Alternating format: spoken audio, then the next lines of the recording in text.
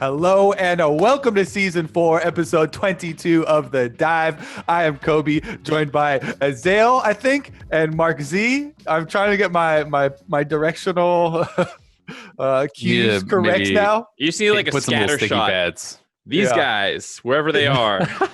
As we're Hello recording, to it Mark. rotates. Yeah. Great to see you, Isaac. There's some big news this weekend, boys. Of course, your birthdays. Yeah, exactly. Thank you. Happy birthday! All right, you ready for how much of a curmudgeon I am? I kind of hate when it's my birthday because of the social obligations to like react to people wishing you happy birthday. And you There's saw no all of obligation. mine because I was replying to people when Travis. Normally I just give him the heart, and then Kobe's out there going, "Thanks, guys. It means so much to me," to every single person, and I'm just like, "You get the heart, maybe."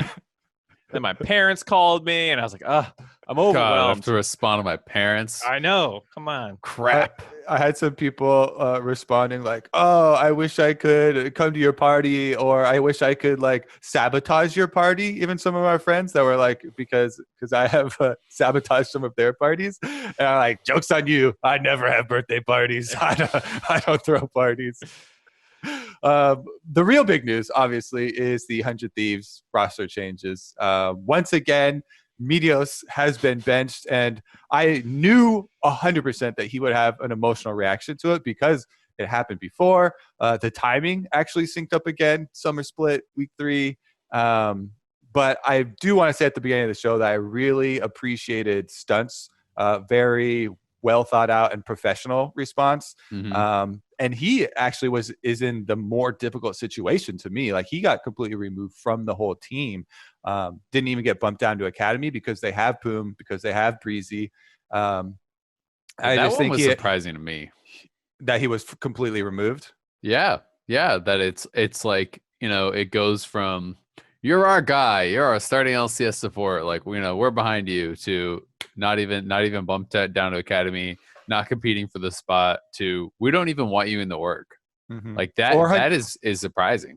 And they have 100 Thieves next. That's even another one. Yeah. That's That's for more for really young people, like really, really young, right?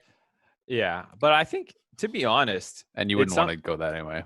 I think it's kind of interesting that they did that. And like, you thought this was your guy. You've had a split and a little under a half to work with him, and he's not, based off your assessment. And you have 2 people in Academy who deserve a shot, deserve in air quotes. But like, I think this is actually something that is better long term. And I understand it feels really bad for Stunt, but like, taking time away from developing a player in Academy or giving a shot to this person who's still an unknown is something where I can kind of understand where the org's coming from. If you don't think this player is going to have a future with your team, then why give him more time when you have 2 players who you're still evaluating? Yeah. I mean, I understand it from that perspective. And I don't think it's necessarily even going to end up being a bad decision. Who knows, right? It depends how Boom and some of these other guys perform. But it is pretty rare, I think, that like there's just like a performance issues thing where someone just like gets full on the boot. That doesn't usually happen. Usually it's more of like they move up the Academy and move down the LCS guy and see where things go. Plus, I mean, we don't really know how the team was feeling about things after spring, but at least like public facing, they were super happy, right? And Papa Smith seemed to be really happy. The team seemed to be really happy. There was a lot of talk of like, yep, we did it. Like, we did great. We finished really highly in our first split. Everything's on track. This is exactly what we wanted, and then the rug is kind of pulled out for them. And what made me feel bad for Stunt is in his statement, which I think was great. It's worth a read. I agree with Kobe. But he specifically mentioned the fact that, hey, in spring we started out really poorly too, and we're able to pull it together and improve throughout. And he felt like in summer they were going to be able to do the same thing, but he's never going to kind of have that opportunity to prove that. And that's hard, right? Because who's to know if it would have happened or not? I mean, they definitely look really bad right now, but they did at the start of spring too. And could have had the rug pulled out from you early on in spring and never had the opportunity to show that either. Yeah. There's a couple things. One of the different factors in this one is that because of 100 Thieves next, they also have 2 players that they want to move up. With Breezy and Poom, like I mentioned, who had been sharing time in Academy. So they do have like, it's more than just, oh, we're switching our academy and it's an LCS support and it's an easy one.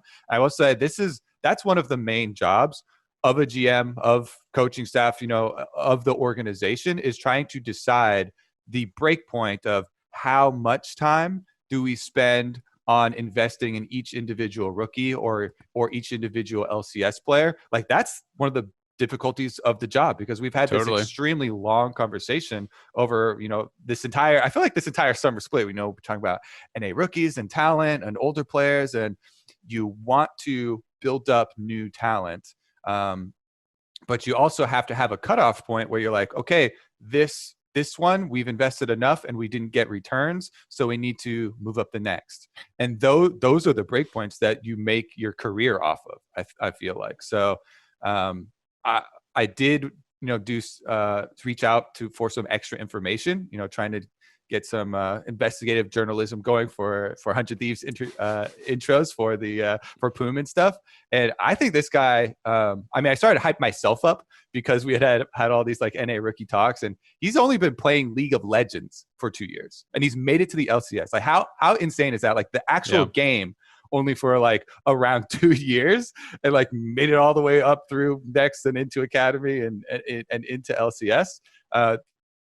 Kelsey specifically warned me. She was like, all right, you're getting yourself really excited. Be a little bit cautious here, because he is very new.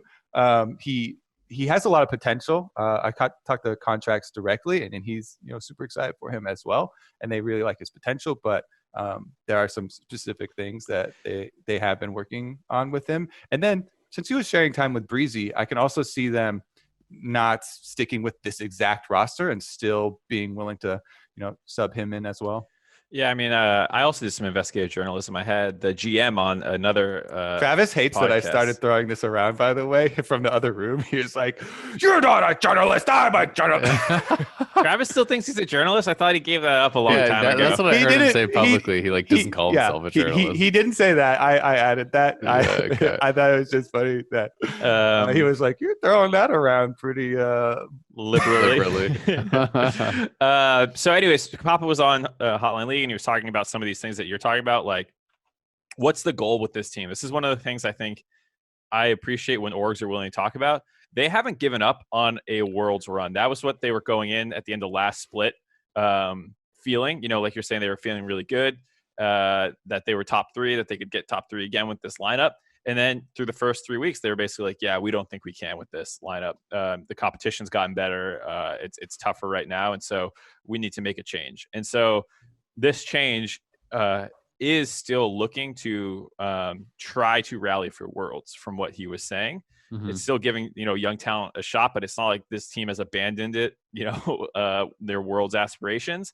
And like you're saying, it didn't sound like Papa was married to this lineup as what it's going to be the rest of the split. He talked about Meteos. If he's willing to and wants to, they'll do whatever he wants, whether that's 6-man, be a coach, trade him away. They're open to everything. So I think, he could come back. Like we're talking about the support lineups changing.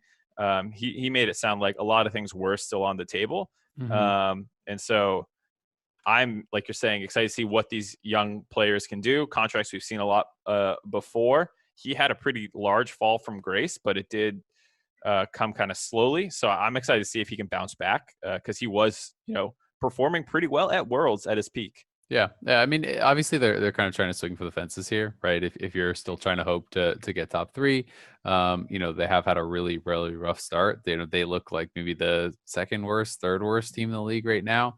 So that is a pretty big climb to make, especially when you're bringing in people like Poom, who, admittedly is very, very inexperienced. I think that's like a pretty big ask.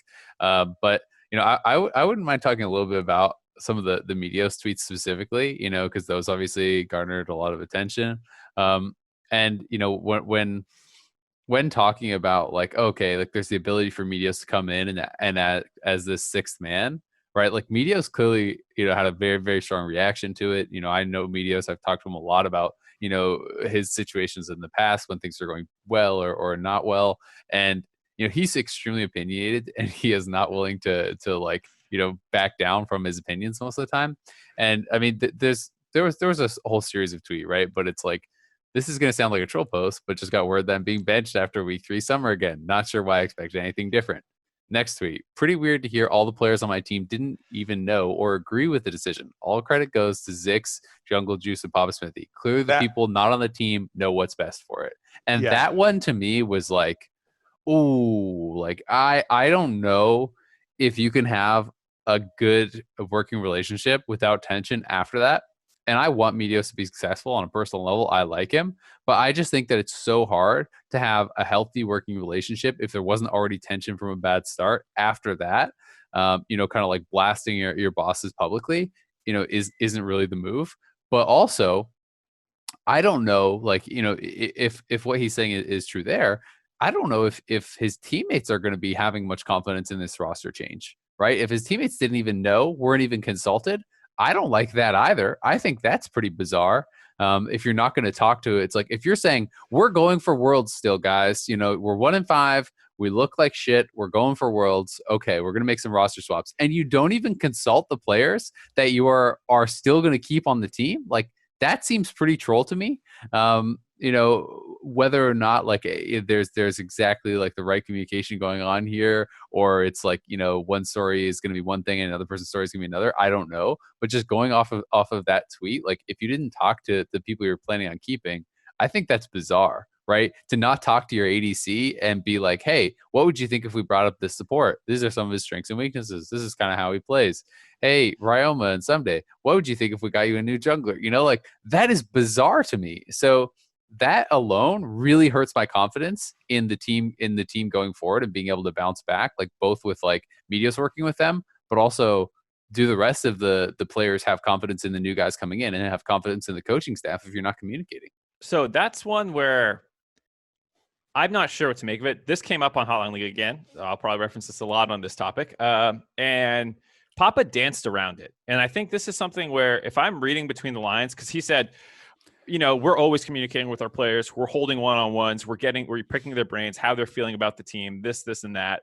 And so you're talking about losing faith in a coaching staff, but that works both ways. Like if a player isn't happy with his teammate and you tell the coach, you know, the coach is often going to be the one who's not going to say, you know, your top laner doesn't like you.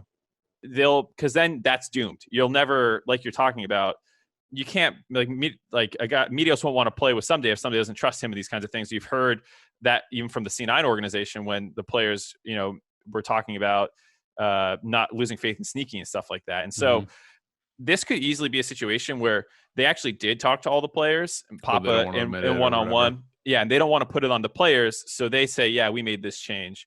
And it's to try and preserve some sense of camaraderie in the team. Maybe that didn't happen, but I also don't think, you know, that like you're talking about the emotional reaction, these kinds of things. Like, who knows? I don't know. But it's really hard to know. It just read to me like, oh, I got benched. I went to my buddy Kobe and was like, Kobe, they benched me. Like, and you're like, whoa, they benched you, bro. The final piece of context I'll add is that when this happened 2 years ago, that wasn't the whole truth. When Meteos spoke first about what the organization did, it was a pretty clipped story that we got. So that's all I'm saying is like, we don't really know. It could easily be what I presented. It could easily be what Meteos presented. Yeah, I'm totally not trying to like pass judgment or you know, say it is one way definitively or the other. I'm just talking about it more from like a managing of relationships and how are things going to go forward, because I think this complicates it a lot, right? You know, if Meteos had the Stunt-esque post on it and it was like, hey, you know, this is great and I'm disappointed, but I'm going to work hard and, you know, like I think I can still offer a lot and sweet, right? Then like that's a lot easier to see how it's going to fit in. It feels hard to see how that's going to happen going forward. But then again, the last time Meteos left the team, like you said, it was like a bit of a fiasco too. It ended on a pretty bad note. And everyone was like, what the heck? Meteos is back on 100 Thieves again, right? Because at the end of the day, people are usually willing to do what it takes to win. And if they think that, you know, that is going to be the best option to win, they're going to go with that, regardless of kind of like what has happened or gone down in the past. So I'm just really interested. I think it's a very complex situation. Of course. And we always arrive at these dead ends where we are like, okay, we really wish we had some spy cams in there because no team at least no team anymore, even in esports, is gonna get into these gritty details, because when you start flinging stuff around like that, nobody comes out looking clean. But this is part of the reason why I do love esports. We still have these cracks that you get a little peek inside, and you think, "Oh my God, what if we had a reality TV show still? Where we still had cameras rolling and stuff, and we could actually get all these juicy details." Because both of these scenarios that both of you laid out of the two opposite sides both have big faults. He said, she said, man. That's what it comes down to a lot of time. And there are kind of those reality shows, to be fair, right? Like some of the teams do their own, but it's just they're not going to include the spiciest stuff because it's the org themselves usually making it. Unless it's Breaking Point, then they're going to show everything. That's like the only one. That's why I'm saying not anymore. Hold on, that's coming back this split. I'm sure we'll get into that in a little bit. And I'm sure that it will show everything and just be, just as open. Also, I don't feel like they even have the drama to ever, so who knows. All right, well, it's time to wrap up Hyundai Thieves then, because I'm actually just excited to see all of the teams at the bottom are making all these roster moves. I'm excited to see how they all pan out. 100 Thieves is not the only one. Immortals obviously started, and a whole bunch of the other ones. I probably expect Dignitas to do some as well, as they have yet to get a win, and everybody's been moving stuff around. But let's move on to Mark's favorite topic. Wukong has finally made it into the LCS, Mark. I'm doing a report in honor. I'm honoring Licorice for playing Wukong. I'm reporting everyone else for not. I'm 9xing the rest of the top laners in the LCS. I mean, so I'm sad. Travis did an interview with Licorice that was great, and he admitted that he doesn't watch enough of the broadcast to know how hard I've been popping off about it, because he and I clearly see it the same way, where it's like, this is a great champion. You can pick in a lot of situations. It should have replaced Aatrox in the meta as like your kind of like weak side AD champion. It doesn't stomp every matchup, or even like it can lose them, but it's such a strong champion that you often pick it despite that. Not necessarily blind, but you can take it into a slightly disadvantageous matchup and then still execute on it in the mid to late game. You can still play strong side with it, clearly from that game that they played it. Like, this is such a strong champion that North America just hasn't played. It's the second highest global presence top laner in the world. Like, it blows my mind that our region is this slow to learn champs. It's not just top lane either. I like exactly that you can flex it down to the bottom lane, especially if you're going to have Senna or something, and then you can get I've been seeing some Senna Wukong, a lot more money. Or some teams have run it as just your carry with a normal support too. It doesn't even have to be the Senna one. Either way, putting more money onto it because of the team fight value, because the ultimate now with the two actives is so good. In response, I really, because I think that, and I've already scouted some of the solo queue accounts. A bunch of top laners are now playing it since, Cloud9 did it.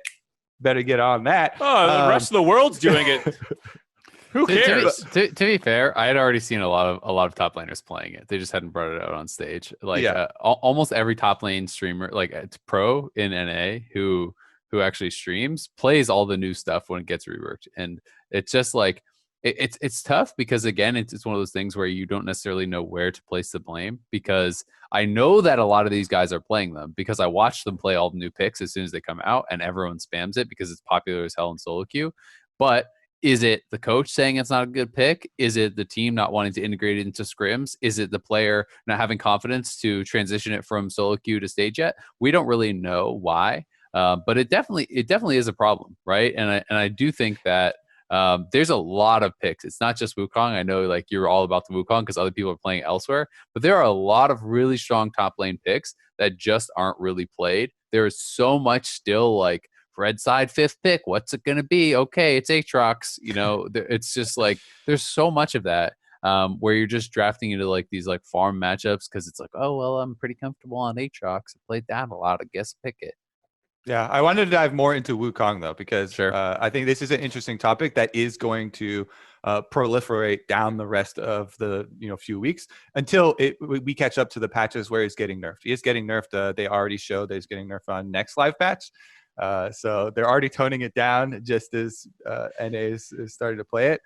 My two favorite answers into it for super high ELO, just like challenger and stuff, and also it has actually been played a couple times in some of the professional leagues, one time in LEC, and a couple times in the lower LPL league, LDL, in China, is Jax. Because I love seeing games with hyper scaling, like Hulk out carries. And Jax is one of these. And to me, one of the best counters is Counter-Strike. Whenever Wukong ease in onto you, you completely just dunk on him.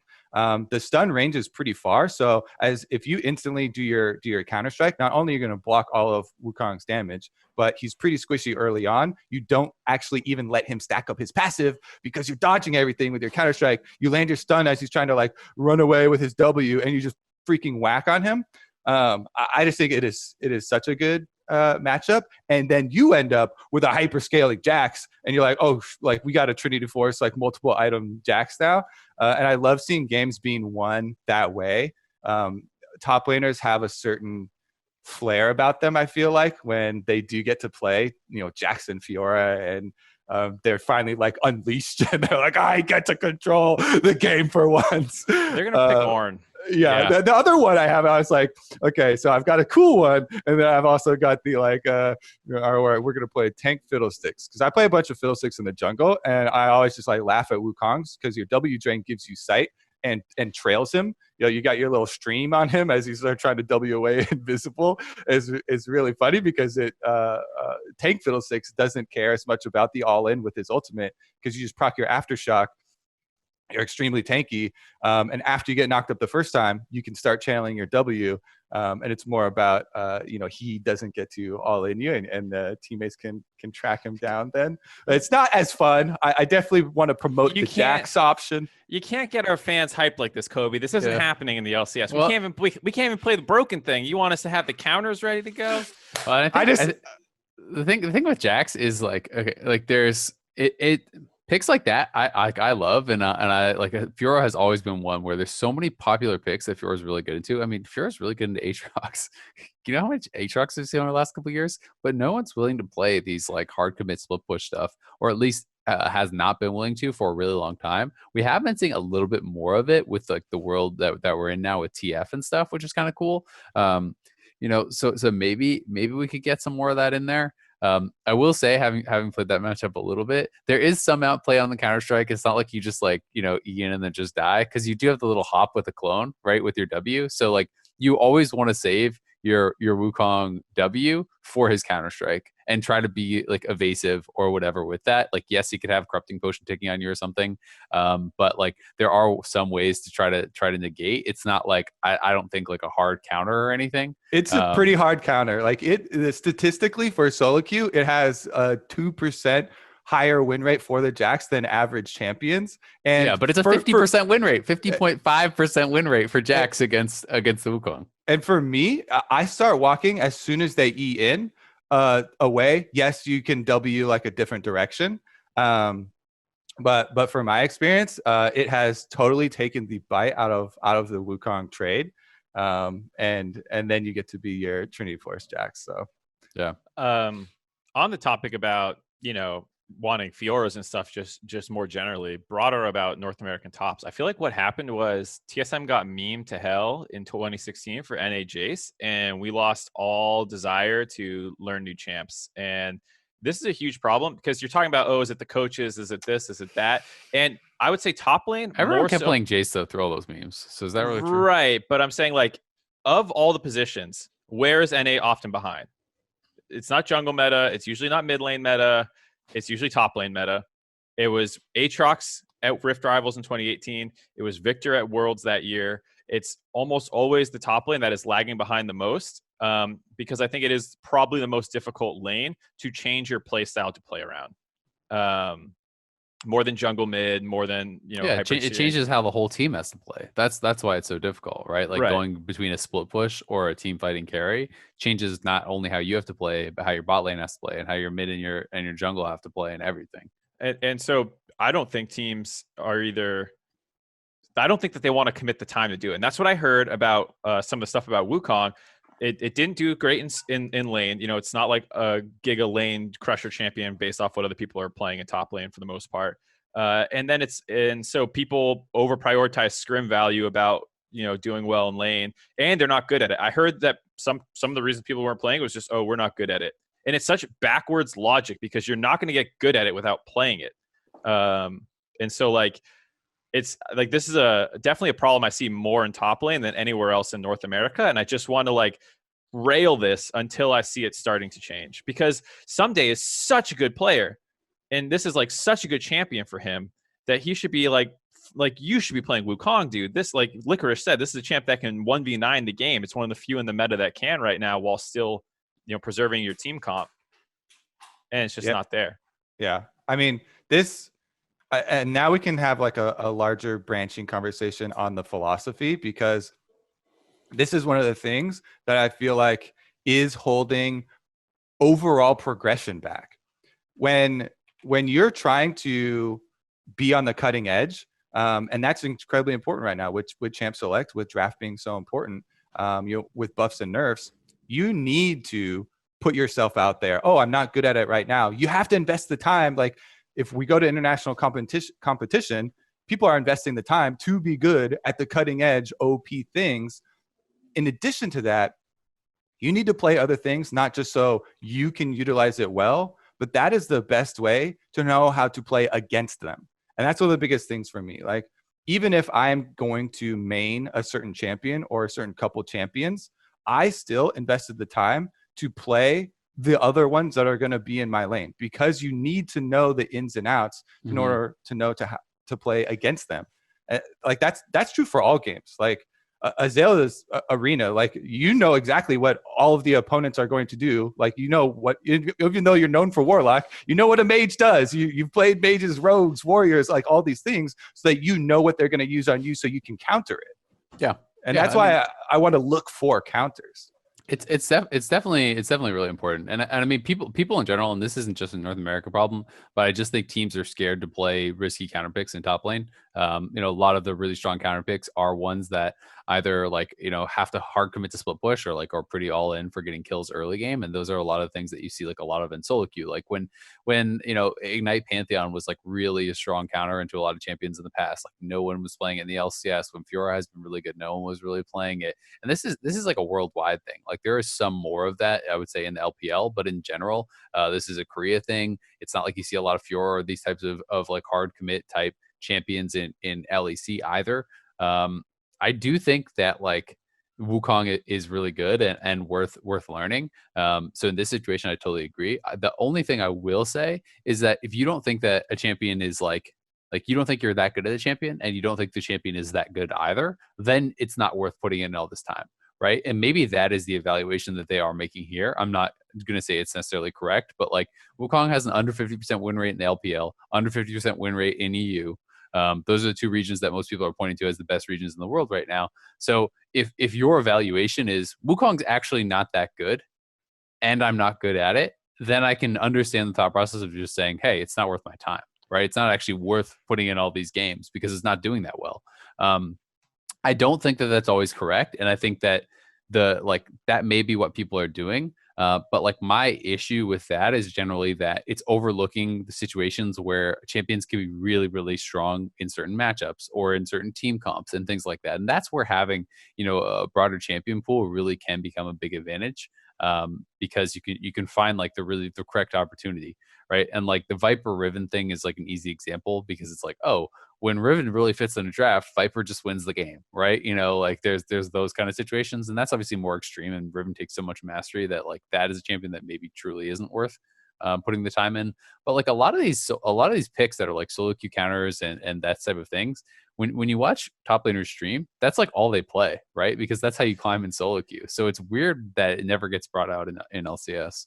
Yeah, I mean, just to defend Wukong, it's a 49% win rate in LCK. It's being played by everyone there. Yeah, so. I'm not saying it's horrible. I'm just saying it's not as though this champion is winning every game in competitive, right? It's doing fine. Yeah, I mean, the point I would make is that if something's the second highest presence, it's almost always going to have in terms of pick rate too. It's important to note that this thing is not getting permabanned, because when something's permabanned, then it's going to have ridiculous, like, you have to actually, I hope people actually dig, like, I hope teams are actually digging into the stats, because it's so ridiculous when sometimes people say this win rate thing and you look at the presence and you don't look at the play rate, because the play rate's really high, which means that it's not giga busted and it comes down to execution, but the whole league's picking it. So like bad teams pick it and lose. And that has nothing to do with the champion's quality. Yeah, again, which is why I said that I do think they should be learning it, and you should still learn situationally. But I just think that is the kind of logic that I hear, and that is why I was offering that up as a point. Yeah, and that's why I'm slapping it back in their face, because that's crap logic. Yeah. I would say also it's not a Wukong specific point, because things get buffed and nerfed, like what Kobe was saying. Wukong could drop out of the meta in 2 weeks if these nerfs are significant enough to do that. But it's the mindset to just hope that happens. Like, that's what we have for Aatrox. Oh, it's bad, and then it's busted, and it'll get nerfed. Didn't get nerfed. It's been here for 3 years. Zoe, oh, it's stupid. It'll get nerfed. Been here since release. You don't know what a champion's life cycle is going to be. And so that's why you should always learn the champ as soon as it is good. And that's something I think, just take a moment, Bjergsen deserves a ton of credit for. Middle six, screw it. I'm going to play it. I'm going to play in the LCS. We're going to see what happens. You know, Zoe comes out, great. Tanks, plays them. And like, I don't think that there's a top laner I can point to outside Licorice in North America who has this mindset. I understand the difficulties of the role, like we already talked about, but it doesn't feel like there's a similar approach that I see some mid laners have. I would give Ruin credit for that, because he played like 10 League Champions or something in his like first 10 games when he first came in. Something crazy. Yeah, I think this philosophy is important in, trying to move forward, because we're always looking at North America holistically, and we're trying to look at the next step for us. And I think more people with that attitude helps us get to the next step. I just want all teams. Oh, sorry. Go ahead. I was just going to add, it was a long time ago when we were talking on statistics. Yeah. I was just going to add the normal like statistics disclaimer as far as like sample sizes and statistics are used for informing and blah, blah, blah. Everyone's heard it before. Yep.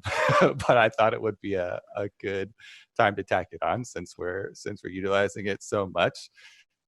I just really want teams in general, and this is like a worldwide thing, to get better at playing red side. I just think that like drafting and playing red side is so abysmally bad, and it's almost like I feel like I'm crazy watching it, and it's like, does no one see like how bad some of these counter picks are? You catch knock something off the knock my wallet off the dresser. Oh, I've been following the adventure. They haven't been going on. So I feed them in the morning, and I usually give them a snack around noon, and if that snack doesn't come, they get frisky. They're looking just for wait and see what's next, Mark. I'm gonna hear a shatter, and I'm gonna sprint out of here.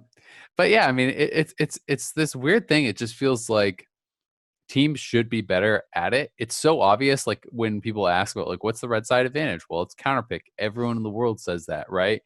Why do we get counterpicks so rarely on the red side? Then it's so strange to me, and it's like, it just feels like that should be a fundamental of the game. Half your games are played on this side. People all agree that the draft is a very important part of the game. So why are teams not practicing more around having proper picks that are like to slam some of these meta picks? Like, it's so obvious a lot of the time what's going to be picked on the blue side. I just can't believe that we're at a point still where worldwide, and all the best teams and players, very, very few ever bring out the like, specific pick.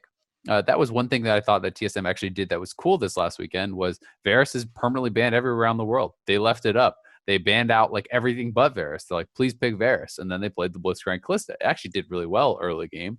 They kind of like threw in the mid game, then it got messy and whatever. But like, that was very clearly like, we're going to leave this OP thing up. We know you're going to pick it, and we have a strategy that is prepared for it that we believe beats it. Because just because something is OP doesn't mean that there's no answer to it. And I think that is something that like people lose sight of. And I don't know. I'm just like constantly disappointed with fifth pick on red side. It's like almost always a letdown, whether it's like support or mid lane or top or whatever they leave. I'm just like 99% of the time, I'm just like, oh, come on, you would have blind picked that first round and no one would have batted an eye. That's like, it's nothing. Yeah. I mean, just because something is OP doesn't mean there's no answer. It means that you do need to be very careful with your answer, because there's a reason that it is OP. And like those things are definitely hard to pull off. But it's another thing with Cloud9 where we're not even just talking about lane phase counters. We're not talking about being able to lane against someone. Like I can pick Renekton, and I can be a great lane matchup into even Wukong. But Wukong has a much higher win rate and is going to win the majority of the time the game because of that. Now, Cloud9 has a lot of these things where they're even after the games talking about how, oh yeah, it's so easy to draft against X team because they're so predictable, and then they craft their composition, not just the lane matchups, around this, and you get more of these interesting picks. It definitely does start with the players. Obviously, Cloud9's in a dream scenario where their players are at the top of the game and willing and good at investing time in more options and having more options. I know that also we always get responses from all the coaches that are like, oh, I had this big brain draft, but the players, I want to play these two champion or whatever to field some of the complaints. Yeah. It's funny talking about C9's prep because in that interview, he was like, I had every week that he's played, the team that he's played against has not drafted what he thought they would because he's watching like global and like North America is just not doing the same thing in top lane. So he was like frustrated that like he's practicing all these counters to Wukong, not getting played. He's like thinking that they're going to pick these counter picks into his stuff based off global play. Doesn't happen. They just like, take Ornn into it or whatever. So yeah, it was funny hearing him talk about prep for top lane specifically. And I like your point, Kobe, because that is something that can get lost too. That it's like it doesn't have to necessarily be the lane counter. It could be like the compositional counter, or like the like thing that can survive, but then is extremely powerful later, right? And there's lots of picks that can fit into that I think can be very, very successful. Your cats are so distracting. I just saw that too. I was like, what are you doing, dude? Just like trying to grab something out of there. There's nothing there. Get me out of this topic. All right. Honda MVP. We're at the half. Were we? No, we're kind of like, we're approaching the halfway point. Keep him up there, Azale. You went kind of like halfway down. Yeah, we're not quite at the halfway point. We're getting there, though. We're getting close to the halfway point. So we've got to talk about the Honda MVP race. Who are the front runners for you guys? You mean which Blaber. Cloud9 member right now? Because it's got to be Cloud9. I mean, everyone's going to be like, all right, what's the interesting, spicy pick going to be that's a non-Cloud9 member? Yeah. I mean, yeah, obviously, I think you already said Blaber, right, Mark? Blaber. Yeah. The list starts and stops there for me. Yeah. I mean, the other contenders on the team, I feel like Nisqy and Vulcan are decent ones. Licorice, it keeps on having to meme himself about dying first early and stuff like that. I do think he's done extremely well, and those are mostly memes, but it's just so hard not to be like, oh my God, mid jungle.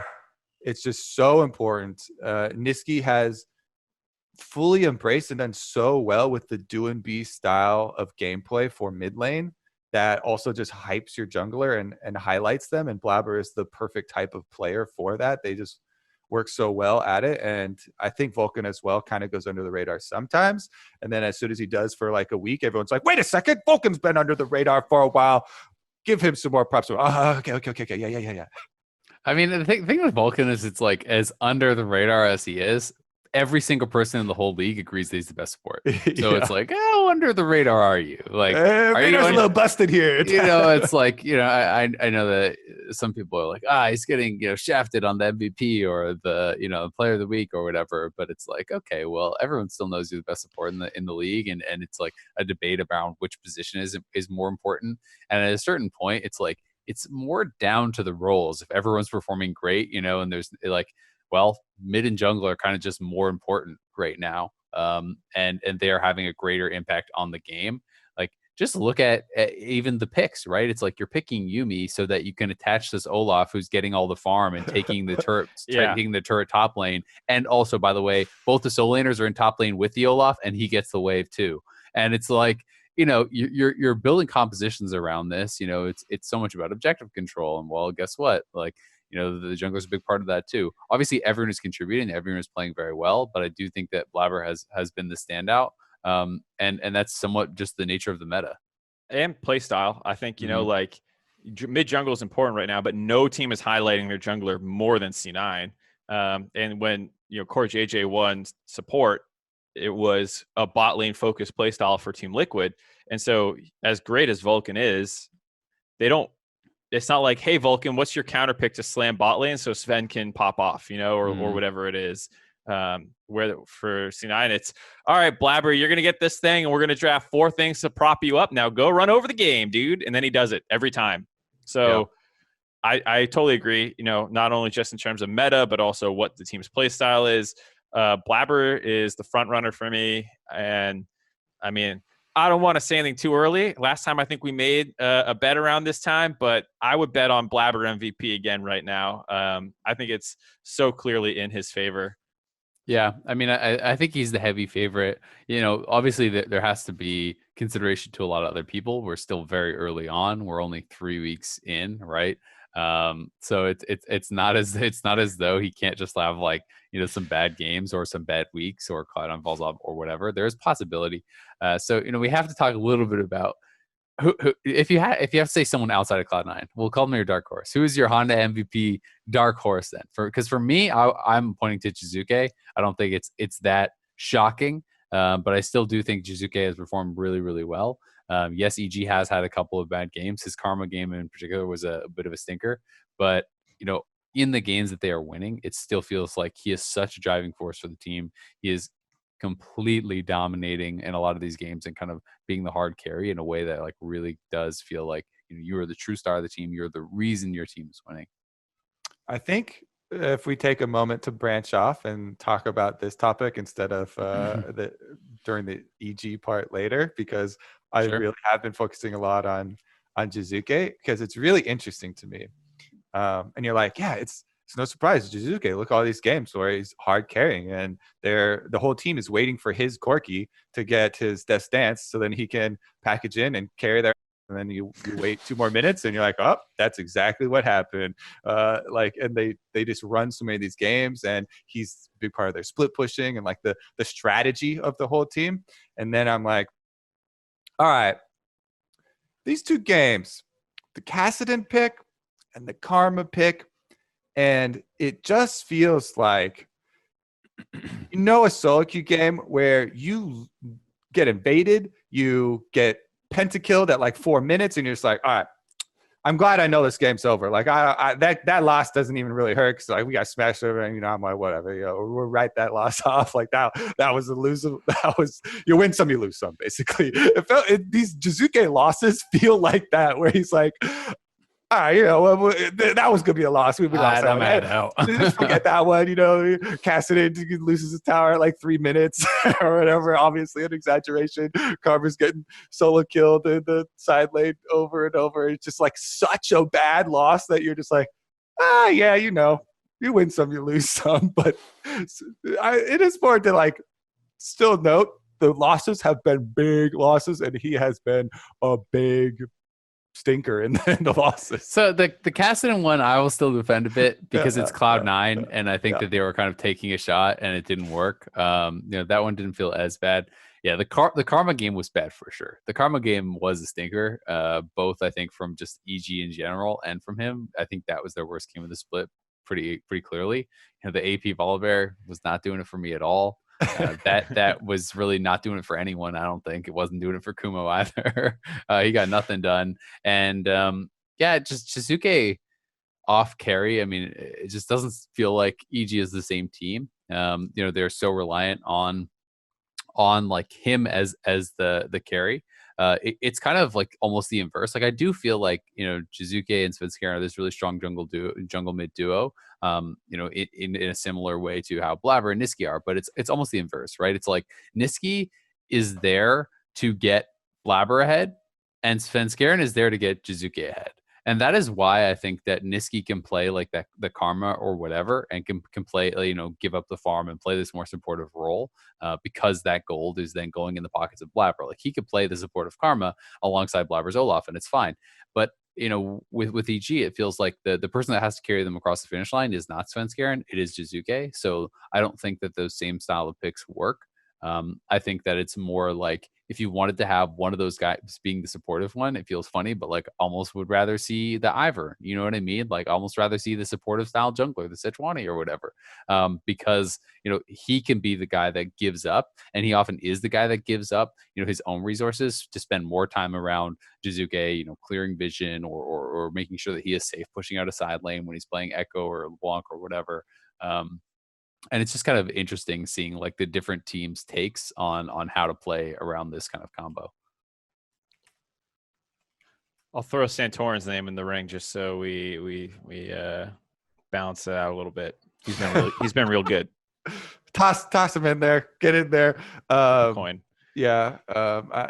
I feel like when we go through the list of like, all right, now you're forced to do your hard homework. Everybody picks someone not on Cloud9. It's like the same people also come up because you're like, all right, well, Power of Evil is obviously a huge carry that the team is also built around. Probably the argument would be he's more consistent than Jizuke, and does a lot of that for FlyQuest. Is there like you could build the other ones? You would have to craft a story of how crazy of a surge X team has for the rest of the split, right? You would have to be like, all right, so here's the world we're living in. TSM is actually winning every single game back to back, and Bjergsen is going to be the dark horse MVP because they're climbing up the standings, they beat Cloud9 again, but they also don't lose to the bottom teams like they did right after last time. So they're it has to be these kind of fundamental changes, I think, for the Cloud9 members. I mean, Cloud9 is just so clearly the best team that it's they're the big favorite to have someone win the MVP. It feels like the race is within their team unless they just start doing pretty poorly. But Kobe's typing little cute messages to me in the doc that we use. You guys playing some footsies. Yeah. So moving into the actual LCS section for this week, for Immortals and Golden Guardians, I actually wanted to look back rather than forward, to kind of evaluate how we felt about the lineup's debut when they swapped all 5 players out on Immortals, brought their academy roster in that was full of basically LCS starters, minus Insanity and Alorum, and then upset Golden Guardians. Take me back. It was surprising. They brought all these guys in. Unlike 100 Thieves, they didn't say anything about their decision making. It just happened. But then they won their first game, first Golden Guardians, in a very surprising win. So what was your guys' take on the Immortals lineup? Is this something? Then they played Cloud9, which sucked because they just got slammed. And it's hard to be like, wait, they beat Golden Guardians, who then later in the week beat a good team. What does Immortals look like to you guys? I'm taking myself back in time into the first game because I casted that game. And watching it, it was a very uplifting moment, I would say that Immortals did say something. What they said was, our GM and our coach are no longer with us. That's what they said. And that was their reasoning. And then they're like, oh, by the way, a couple of days later, they're like, we're swapping the rosters. Academy, get in there. LCS, back down. Let's see how this goes. And a lot of fans obviously were going to be on board with that simply by the names that they're putting in being more well known and also having more success previously than the other lineup. And so I kind of went into casting that game as fairly open-minded and optimistic.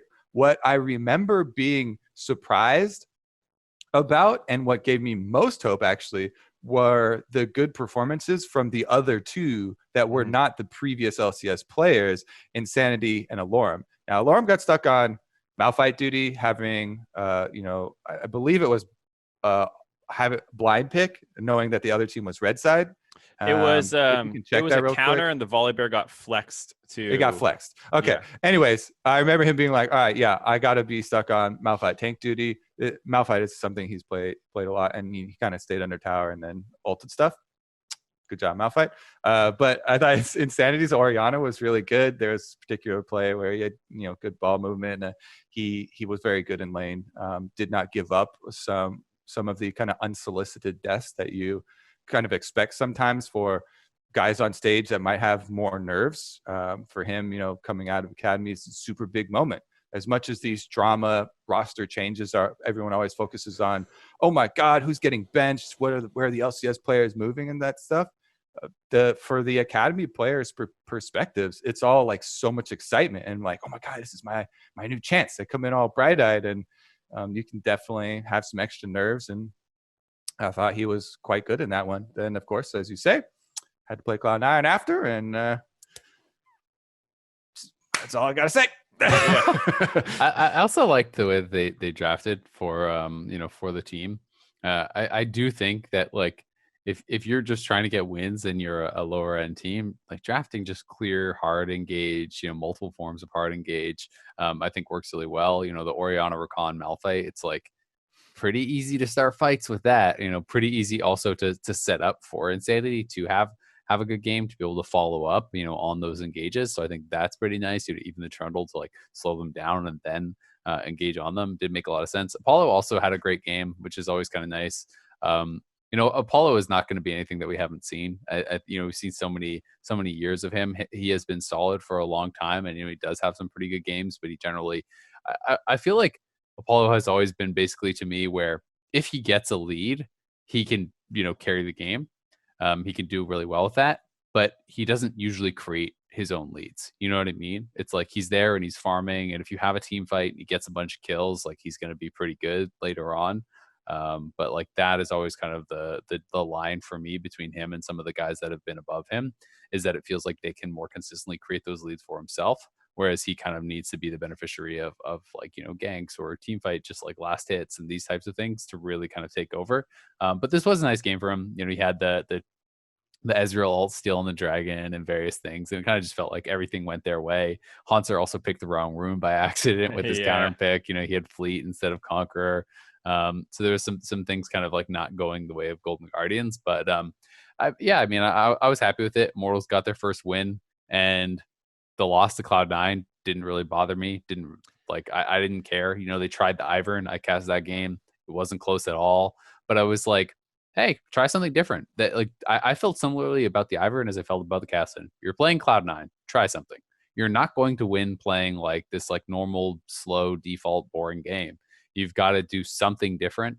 And be willing to take a chance, whether that's a chance in how you're actually playing in the game and executing your plays, like being extra aggressive, because I think that's a component too, or try to throw a curveball that you think is going to answer well into the comp. I think they were probably looking at the Ivern and like, okay, if we get later and we can like absorb the kind of burst that they're putting out at the start, then we can start turning around fights and kind of just like becoming too tanky. Likewise with EG, when they brought out the Castle, it's like, oh, if I can get to 16, they don't have a lot of CC, we're gonna win. So I respect that attempt, and I'm going to kind of reserve too much judgment on Immortals until we get to see, a couple games from them coming up.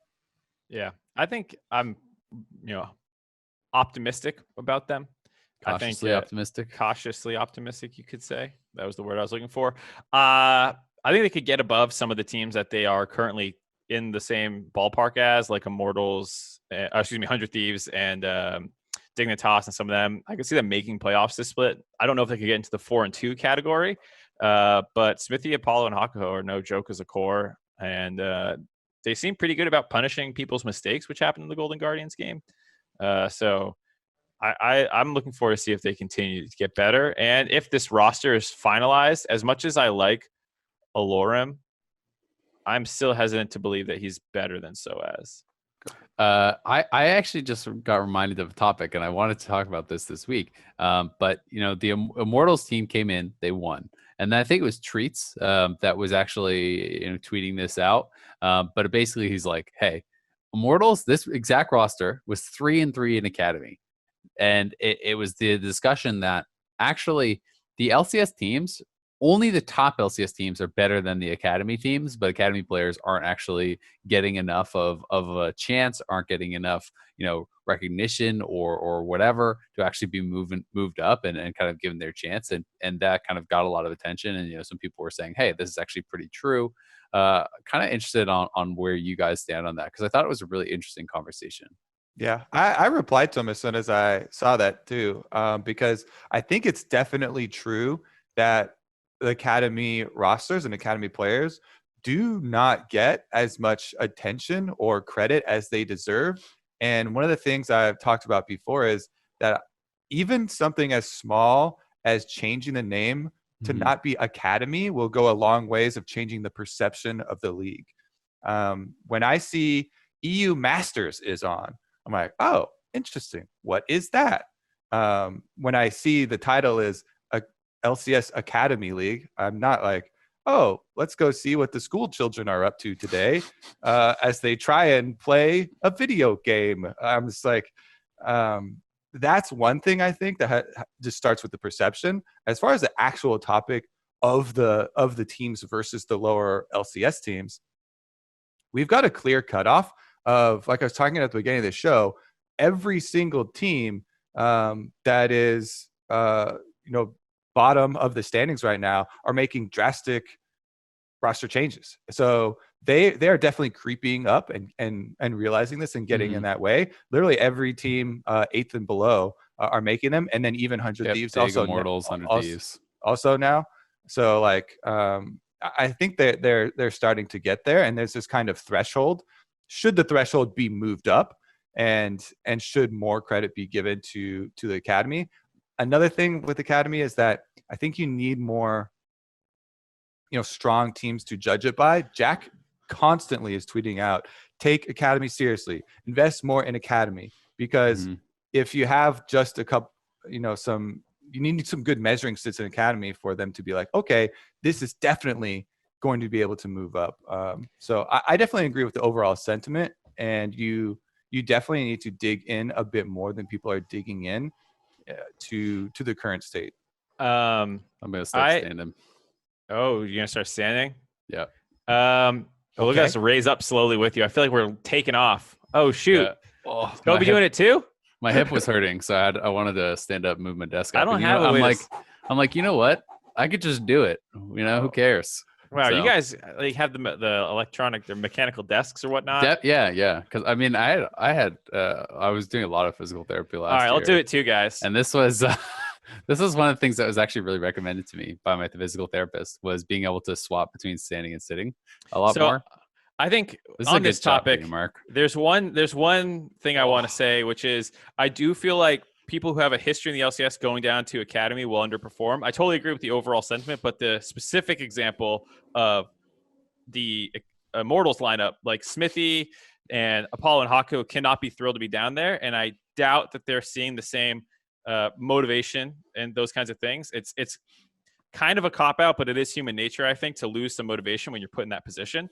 And I think that's something that plays into it. Every time a player gets moved down into academy, rarely do we see them like super hard smurf, despite how good we know they are. There are some exceptions to that, but generally it's not like a huge stomping, even though we know that they're great players. Yeah, sit down. I'm interested in that, because I know for at least some players, when they get demoted to academy, are just like, okay, I guess I'm on vacation now. Do you think there's also an issue with motivation for players that feel like it's below them and they have this kind of high and mighty attitude? Definitely. For not crushing? Because I would say someday when he went down to academy, he's not messing around. He carried him to the finals. He was like, I do not belong here. We're like, that's true. Yeah, there's definitely been some examples. There was like way back in, I think, 2017. Cloud9's team too, to be fair. Cloud9's team did it when they were 0-10 in the LCS, and they went down to academy, or when they were 10th place in the LCS, not 0-10. Yeah. And then I think there was one where Dardoch, I think, went down around 2017 when he was still in the prime of his career. I think that and he absolutely crushed kids. There has been some examples of it, but a lot of the times, especially if I feel like I see a lot of the people go to move into academy temporarily, and they don't pop off insanely hard despite knowing that they're good. So just a small note. One other thing I will say, so I think it's a combination of things. Definitely, people are less motivated. If you're an LCS player and you've been an LCS player for a long time, that's the big leagues, right? And you're kind of getting sent down to the minor leagues, and there is less tension, there is less excitement. People watch the league less. That's true of every major league versus the one just below it, semi-pro, like minor league, whatever you want to call it. So I do think that is a factor. I also think that lack of motivation can be a factor, somewhat linked to that. But the third thing that is also, to be fair to the players, that you have to remember is, you aren't going to be working with players that you've been working with this whole split. So it's like, great, we know, Smithy, you're a really good player. Now you're playing with these different people or whoever, right? If someone gets sent down from LCS and you're expecting to perform at a higher level, it is very much a team game. If you are used to having certain things work a certain way around you, that can be more difficult. I think if you are a solo laner or like something like that, then maybe you can show it, in your kind of like 1v1 matchups and whatever. But even then, a lot of the people who dominate and who are like doing really well in LCS and that like are enabled very well by their jungler. And there's, it's like kind of this relationship that goes back and forth. It's not just an individual style of game. All right, so we keep it moving to another exciting matchup that is going to come up. I'm actually skipping to the EG FlyQuest one because this is one between two of our teams that are tied for second. And two of the teams that people both predicted to be higher up in the standings, and I would feel like are more confident than some of the other teams that are technically tied at second place and are 4-2 because of the gameplay. Now, we did mention earlier in the Jizuke part that EG's losses have been big losses. Like both their losses were just like blown out of the water. You're like, okay, recognize very quickly they're losing this game. For FlyQuest, I think only the Cloud9 loss was like that, and most teams, Cloud9 losses are like, okay, you're playing Cloud9, and you already have your bar set pretty low. How do you guys feel about the actual matchup between these two? Because I feel like this is still going to be one of those top of the table matchups, as FlyQuest have really rounded out their team to be super consistent, I feel like, and deliver on a lot of different areas. I think it's definitely, a very top level matchup. I am excited for it. When you talk about like quality of wins and losses and stuff, I honestly was more concerned about the FlyQuest loss to Golden Guardians than I was about the EG loss to TSM. It was, I believe. Say we'll both write off the Cloud9 losses, right? Because it's like, okay, you both got slammed by Cloud9. Great. So if we're just gonna look at that Karma draft, like that game was worse on the eyes, I will say, but it was also like, I'm like, ooh, this is terrible. But I know how they can fix it. They can take Jizuke off of a supportive style mid laner and never play P-Volley again. And I think that like that was so obvious to everyone who watched it that I was like, as long as they don't do this again next game, I don't care. And then they didn't do it again next game, and they looked great. The FlyQuest one felt a little bit more concerning to me, just because I felt like they were actually playing comfort, and they got peeled apart by a team that is like maybe the worst late game team in the league, or like one of them, in Golden Guardians. Like Golden Guardians has gotten leads so many times. They actually have a good early game, and they played this like long drawn out game where they just didn't really have a good way of like responding to the split push properly, or at least they didn't handle it properly, right? They like sometimes they overbacked and sent too many people, sometimes they didn't have enough people, and they really struggled to actually answer this. So to me, that one was like, that feels like a little bit harder to fix. I still think that FlyQuest is very good, and they could definitely beat EG. But that one, as far as like the losses, I was actually a little bit more concerned. Here's how you fix it: don't pick non-fasting Senna. That True. was a massive problem that game. I actually totally agree with your take, but a large number of the problems stemmed for me from this pick, not just in the early game where it obviously got clapped, but throughout the entire game, and like what you're doing with this pick. Like it was, I kind of messed up the analyst test by being muted, but I had a lot of stuff prepared, and it was the only one in the major regions that was a non-fasting Senna. Kobe, what were you going to say? I was going to say, just because it's funny, did you actually mute yourself? Did you unclick something? Yeah. All right, random tangent. My girlfriend was visiting her parents for the weekend, and she came home. Oh, that's Ashley's fault. No, it's not her fault. Don't watch. She doesn't watch this. She won't know. It's her fault. Don't worry, I'll tell her. No, but yeah, so like I muted on our software so that people would hear me being like, "Hey, welcome home." Yeah. And then I just forgot to unmute once the segment started up. Anyways, great point. Fasting Though. Continue. Back to so fasting Senna, it was the only one in the non-major regions to play non-fasting Senna. The average CPM of fasting Senna is 330, and he had 290 that game or something like that. And it's like, you're looking at the items he's building. It's all lethality, but it doesn't do anything. It's not stronger in lane necessarily. You're crippling your support by not being able to, do one of the strongest parts of Fasting Senna, which is funnel more gold into another champion.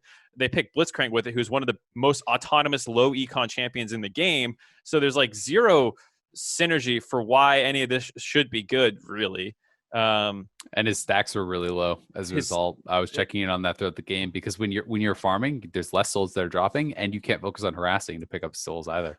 Right. So massive problems with all of that. And then to talk about why it's so bad in the late game, what usually happens when you take Fasting Senna is it goes and hovers mid, usually with another carry with your support, and you have a side lane or something or someone's going to deal with the side lane. And instead, Senna was in the side lane cleaning up farm instead of Graves. And Senna doesn't have now her warding item. So instead of having really strong vision control, another upside to, the Senna pick, Senna's in the side lane, one of the slowest clearing champions of the game. She's stuck in there against a 1-3-1 comp that's peeling you apart. And the Graves, is less suited to do the vision control and stuff around the mid lane. And it absolutely ruined their team comp, not just in the early game where it got slammed, but throughout the entire game is just getting warped by this pick. They still played bad, to Azale's point. I still agree it was a more egregious loss than some of the EG ones, which are just, kind of almost comically boomed. This was an infuriating. They were like equally egregious, but easier to fix. It was a more obvious problem. So I'll leave that as at least for my mind. See, I was going to say, this was Mark's point was the original thing I was going to have when Azale was talking, because I was like, I feel like you should apply some of these discussions and this philosophy that you have for EG to this FlyQuest one, because for me, I was like, when I saw that, I first of all don't just like farming Senna in isolation, because it does not scale as well as any other champions that you want to be a farming champion. It's designed around the soul generation, and that is super gimped by farming. It also doesn't have a high peak. You can say like, okay, so they wanted to take it for the utility of the like healing Graves and stuff, and then like, why are you giving it this extra money then? It also is really bad into what they're drafting into. Yes, you can look at what am I drafting for my team to create my game plan, but when you're looking at split push, wave clear should be one of your highest priorities, and Senna's wave clear is butt. Like it is really bad. So there were multiple things where I was also like, similar reaction to the EG ones. And so we find ourselves in this world where for a lot of our teams that are in second place, we have some puke moments. And it's like, all right, well, which ones are we writing off? Because honestly, why are we even excluding the other 4-2 teams in some of the talks then, if we're admitting that the ones we're talking up, EG and FlyQuest and the like have some of these games as well. I mean, go ahead.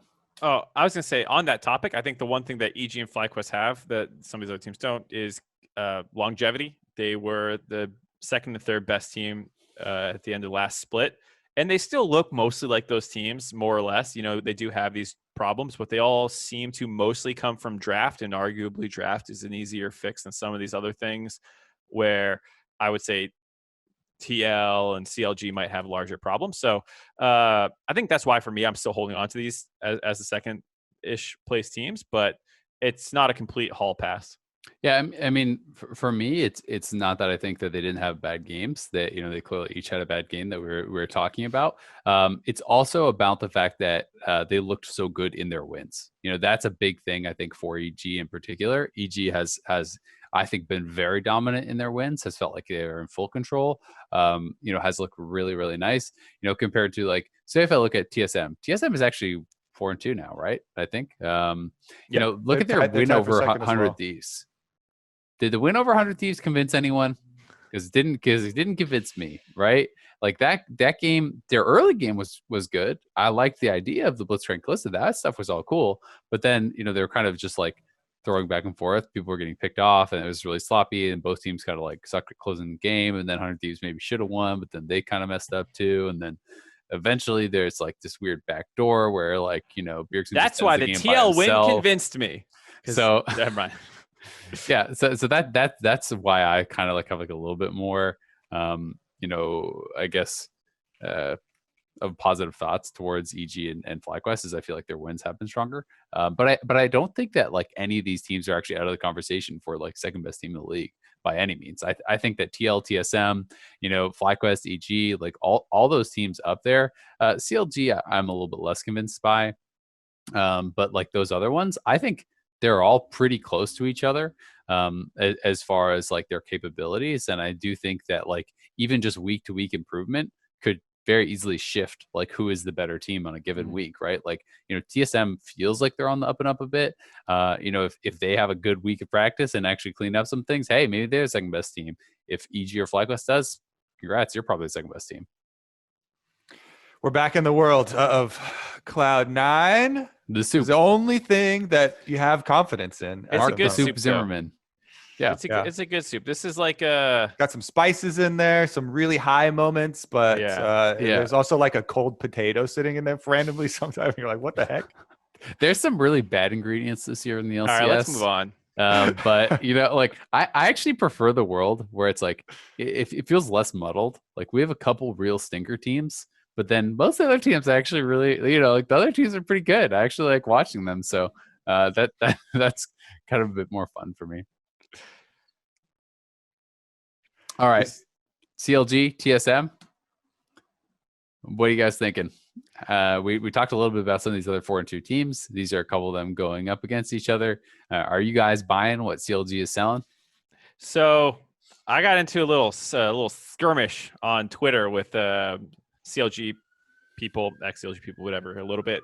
And it feels like they want like people to be more positive on them than maybe they've been.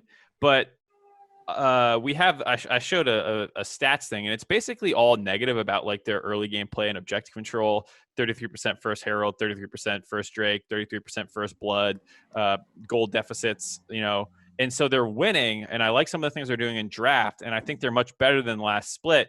And I think that they will be in the playoffs and all these things, but I'm not ready to put them in the EG FlyQuest tier. And this goes back to the longevity point that we're making is like, and also the quality of wins in some of this stuff.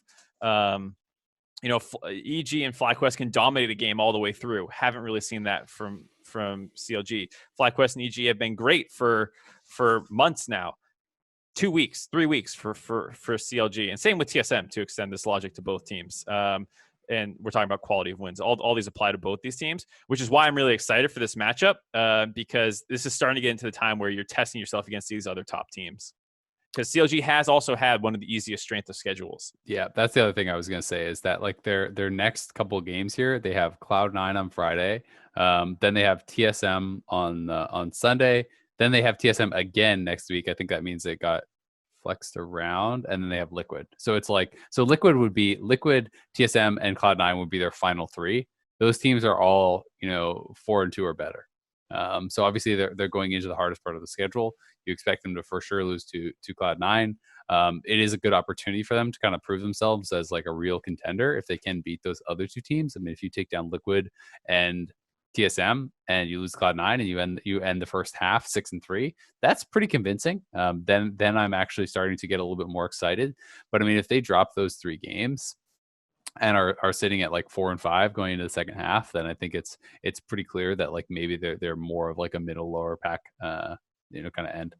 Yeah, I think so. There's definitely some positives that should be highlighted and were highlighted. I think CLG definitely everyone's in agreement. Way better than last split. It's very easy to argue that. Yep. One of the things was Smoothie had some really good engages with the Rakan game. You're starting to see some more cohesiveness in their shot calling, where especially at the beginning of the year, I think one of the reasons everyone took a big step back is coming off of such a bad spring and into getting perfect gamed in the opening game of summer. That does a lot of negatives for public perception, and some of them stemmed from not tracking enemy champions very well, especially in the early game, even having your own jungler get flanked and wrapped around on. But I think that they focus pretty heavily on some of their vision game, as well as some of the cohesiveness in setting up for their objectives so they can get those engages. And those are the improvements that you want to see in a team that has a long way to go. They came from the bottom, they're definitely one step up, and now they're contending already for the group of second place teams. We're talking about their schedule coming up. If they prove it in the coming weeks, the next 3 ones against these extremely difficult opponents that are 4-2, that is going to be what actually pushes the needle here. And it's going to be a tough fight. I think Pobelter has also been playing really well, and Rune as well, which has definitely received a lot of criticism and some praise in the past.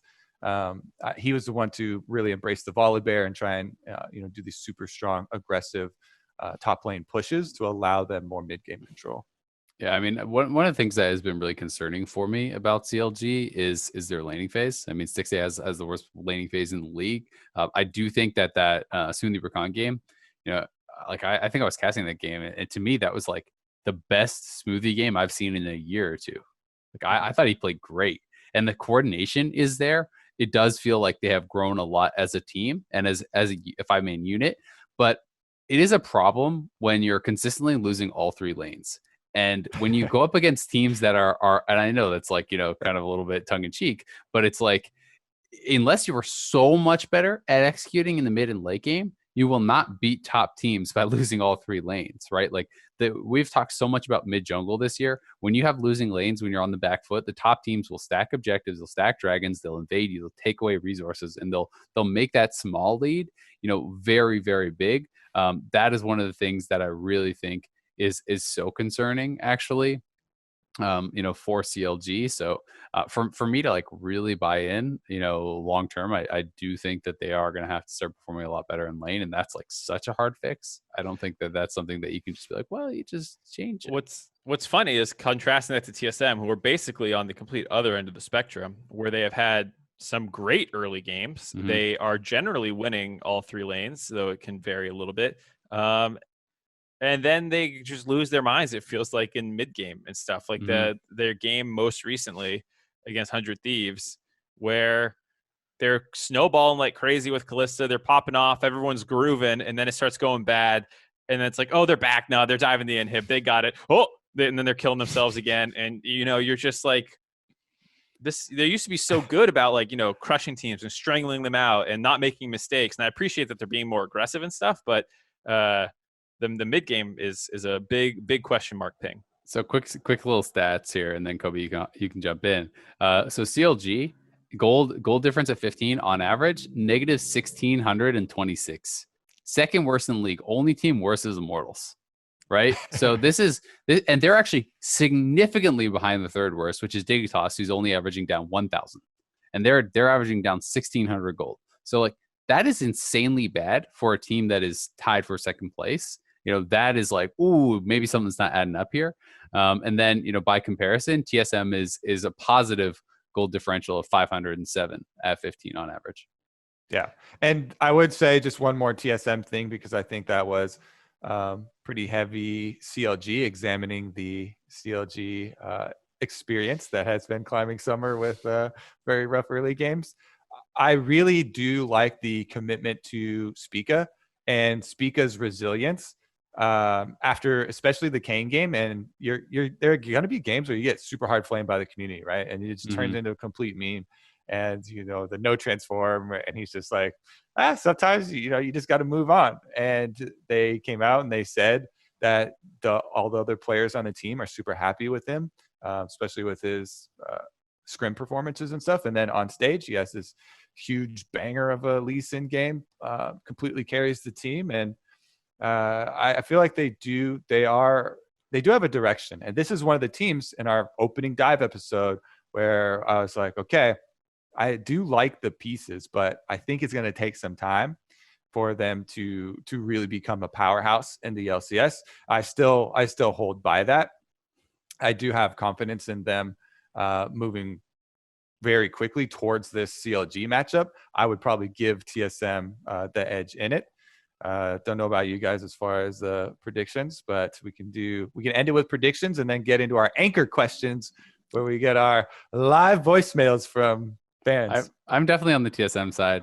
I think that feels like a pretty comfortable prediction for me. And the last thing I'll say about Spica is, I think it was in a TSM Legends episode or something, I heard Double of talking about him, and he was talking about him and basically saying like, hey, like he is he has all the same skills as Blaber except for experience, right? Like he has like, the mechanical skill and like the game knowledge, and he has all these things. He just doesn't have the experience on stage, and that is what he is really lacking. And so it was just exciting for me to hear, a guy like Doublelift, who has been around for so long and who has been so successful, speak so highly of the potential of this player, because I would love to see another young North American jungler like get to that Blaber level. Like that would be really, really cool for the region. So I'm hopeful that we can see him developing quickly as he does get more of that experience.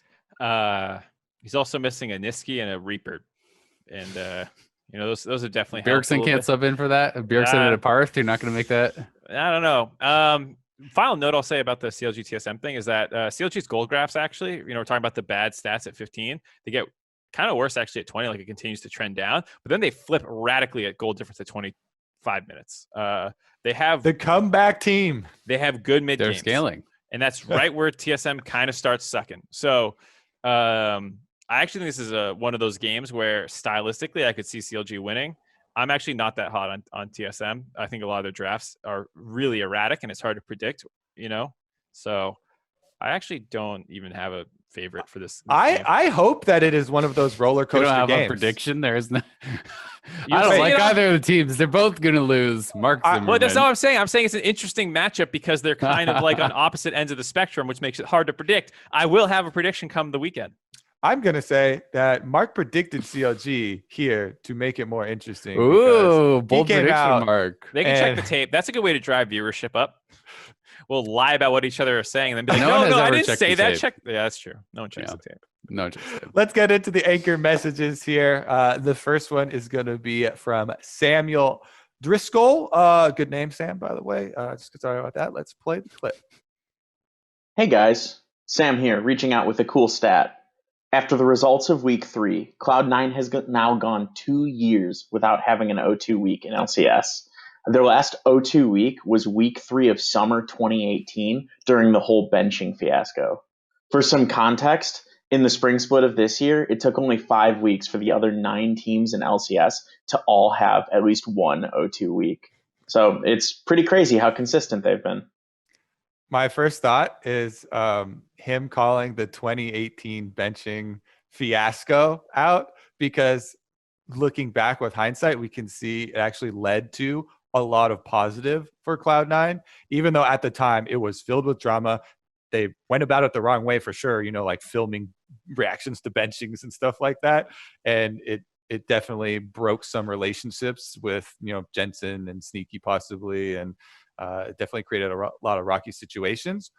But look at the upward trend of Cloud9's, talent generation. The people that they're putting in these spots definitely deserves some credit in this stat of consistency that we're now seeing.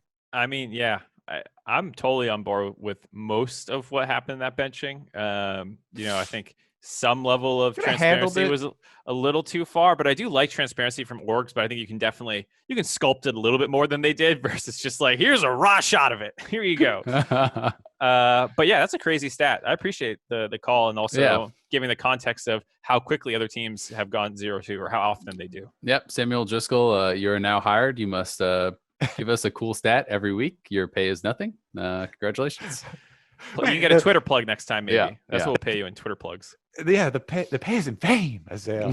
Be a star. Exposure. Paid and exposure. The way that everyone loves to be paid. I need to get some checks that say like exposure checks. Isaiah, you want to read the next name? All right. Michael Hardgree Ullman.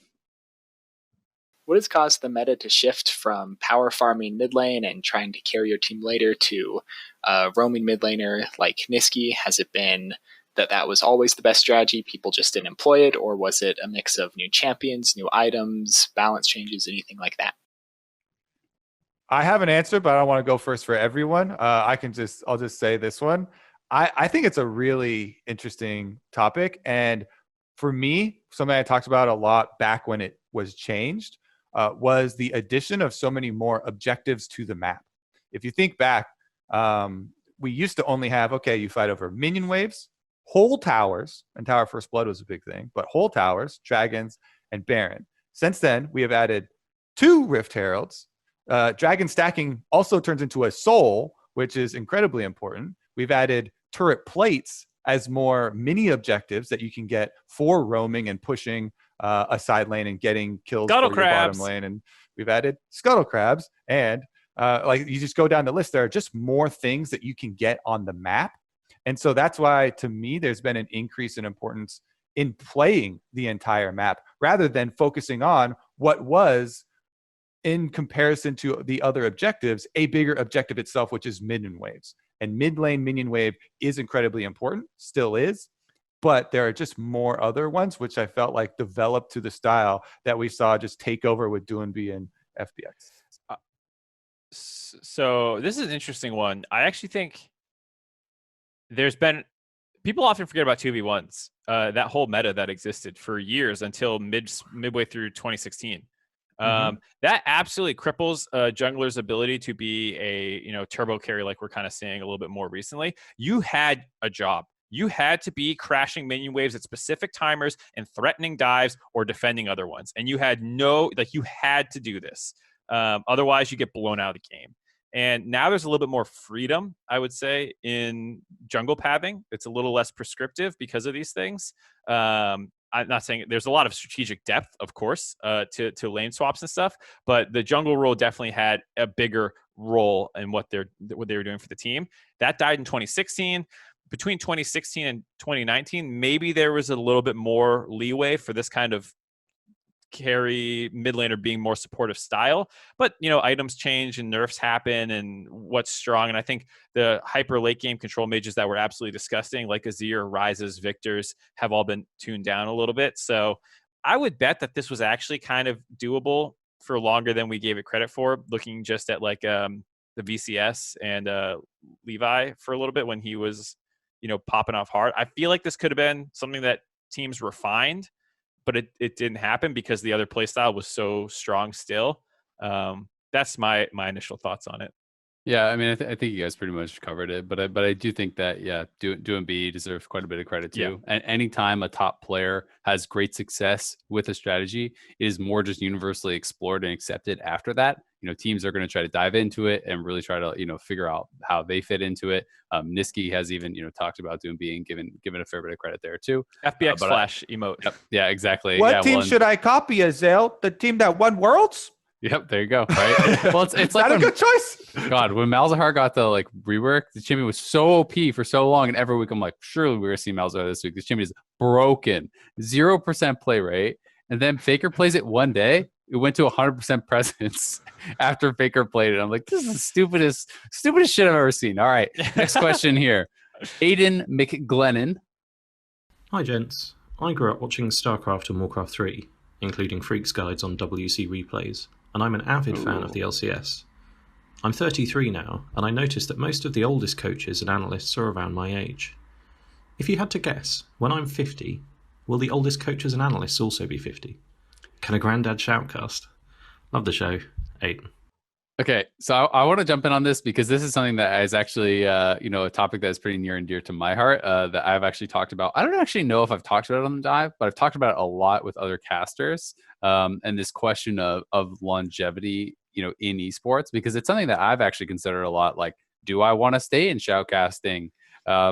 Is it something I can actually do? If we're saying like average age of retirement, say 65, right? If that's what we're going to say, I'm 31.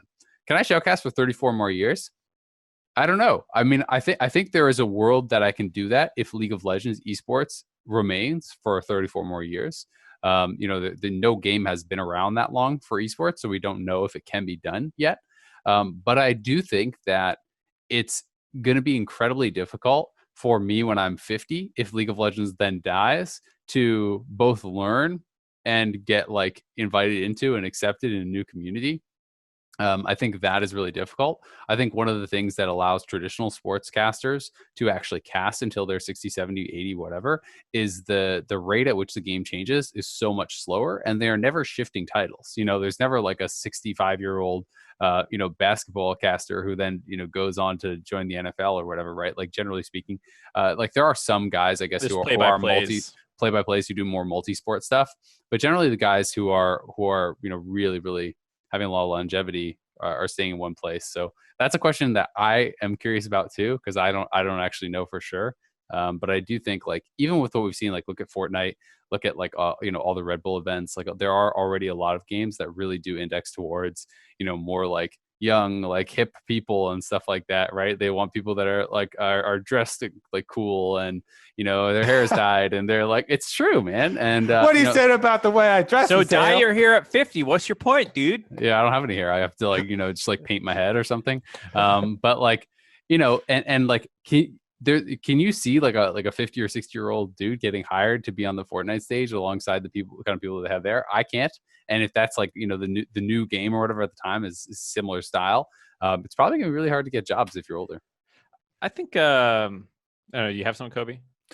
I was just gonna say, also keep in mind that as we age, there is an audience that is going to be new, that is aging with us. Yep. So I think that that is where a lot of the question comes from, because if you look at right now, generation above us, they play video games like you could have like Pong and stuff, right? That just actually didn't have ones to grow up with. So we're the avant-garde. We're on the cutting edge, the kind of wave that is moving forward. And it's going to be a choice of like, how much does even our generation actually age out of playing the games and being interested in watching the games and being a spectator sport? So if you look at the baseball or even I'm basketball, 80 and still grinding. I'm going to be a grandpa guild leader in whatever future MMO where we're in the ball and you actually are doing like a full on augmented reality. Calling some 12-year-olds and microing them. Yeah. I think my general guess is actually going to be okay. Because while Fortnite is like the hip and crazy, stuff, I feel like there is still always going to be the people who kind of appreciate a more professional look. Dota, League, StarCraft, some of these games. And like, as long as you're in tune with the community, I think there'll be a place for you. Not you specifically. I just mean like for sounding real confident with the delivery, Mark. So you think MarkZ, the 60-year-old man, new game, whatever game you're working on dies, and you have to join the new game. You think you're in there, and you think you'll get hired?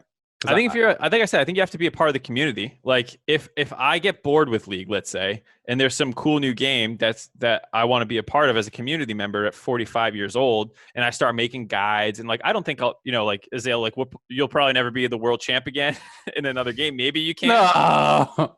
Sorry, but like you like, there's no reason you can't be good if you do this full time. The way that like old people are out playing golf and crap, and then they go and watch golf, like that's what's going to happen. I think with a lot of gamers is like they won't be competitive and like turbo grinding, but it'll be like their hobby, and they'll be interested in watching the biggest events that are going on. And if you have a following and you're still popular, and we all have still hundreds of thousands of Twitter followers or whatever the new social media is in 30 years, and we get interested in the game and we start bringing our audience in. Like, I feel like communities will be receptive despite your age, because it's like, you're the cool grandpa, like I think people will be interested in seeing, someone who is older, who does still get it.